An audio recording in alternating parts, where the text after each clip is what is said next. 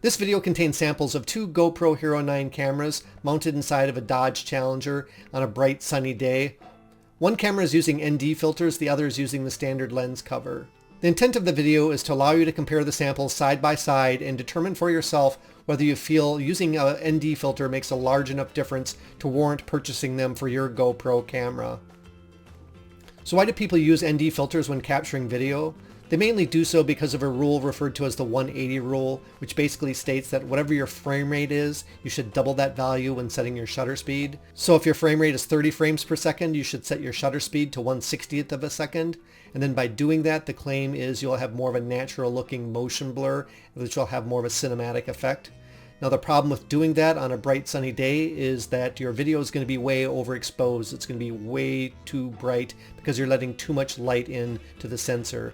And that's where an ND filter comes in. It cuts the amount of light that reaches the sensor, so that allows you to maintain that slower shutter speed without overexposing the video. So let's go ahead now and take a look at the video samples of the two different GoPros, one with an ND32 filter installed and the other without any filter installed.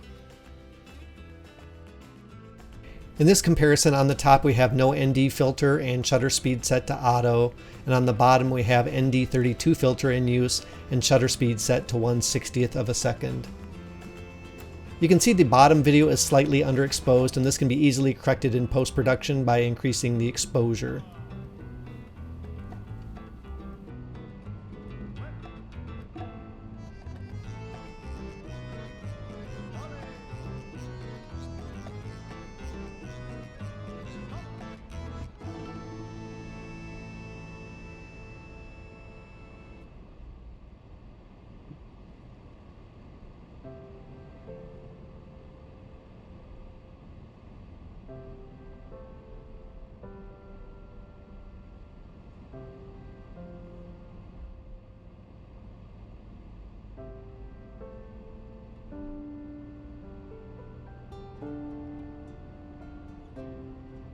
In the still image, you can see on the sign on the right that we have a little bit more motion blur than we do on this top sign. In this comparison, the differences are no ND filter on the top with auto shutter speed and linear plus enabled. Comparison on the bottom, we have ND32, shutter speed set to 1/60th of a second, and only linear enabled. The purpose of linear versus linear plus comparison was just to check out when turning these roundabouts whether there's any difference in vehicle behavior or in the horizon that was noticeable.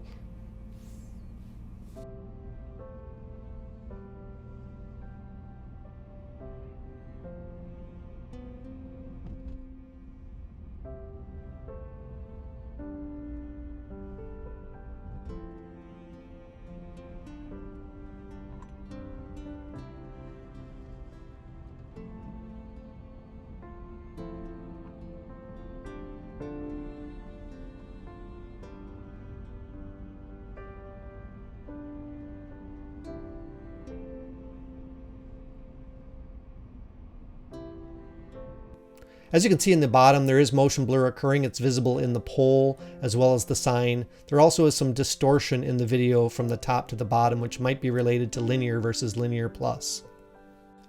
Also note that the linear plus horizon does not appear to be level.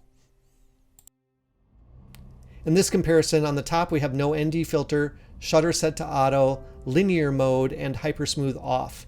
On the bottom we have ND32, shutter speed set to 1/60th of a second, linear, and HyperSmooth high.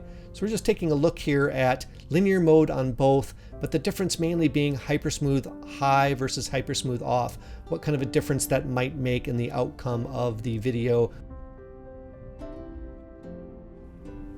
And one thing I was noticing in this video when watching this back is you really don't need HyperSmooth on too much in a vehicle, at least not this vehicle that has pretty good suspension.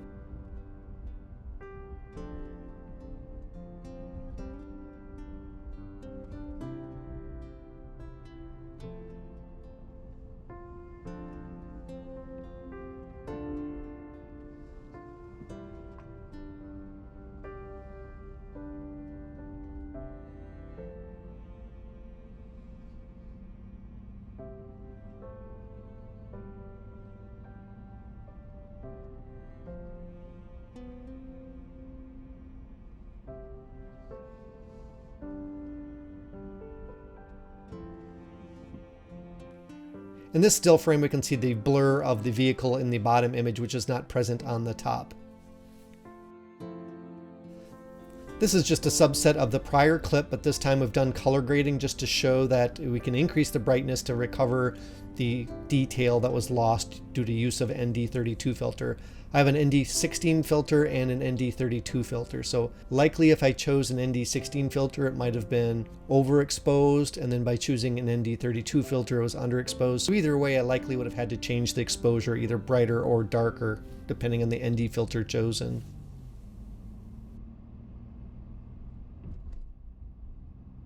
In this still frame, we can see the difference on the top and on the bottom, that we have motion blur occurring on the bottom that is not present on the top. Also, you'll notice that the field of view is different between the two, and that has to do with HyperSmooth being off on the top, so you have a wider field of view, and then HyperSmooth being on high in the bottom, so it's a little narrower point of view.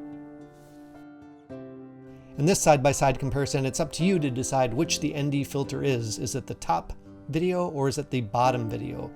Watch the objects as they go by. Also pay close attention to the spinning wheels of vehicles as they pass the car.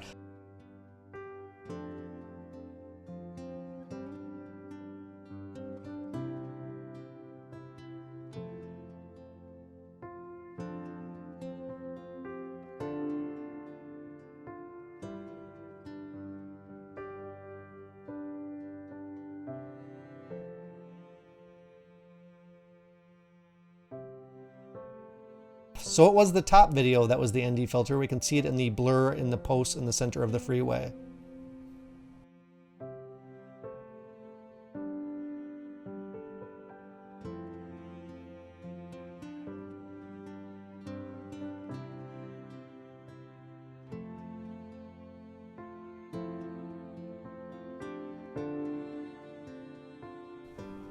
Now I have a time lapse, and you get to decide which is the ND filter time lapse. Is it the top video that's the ND filter time lapse, or is it the bottom video?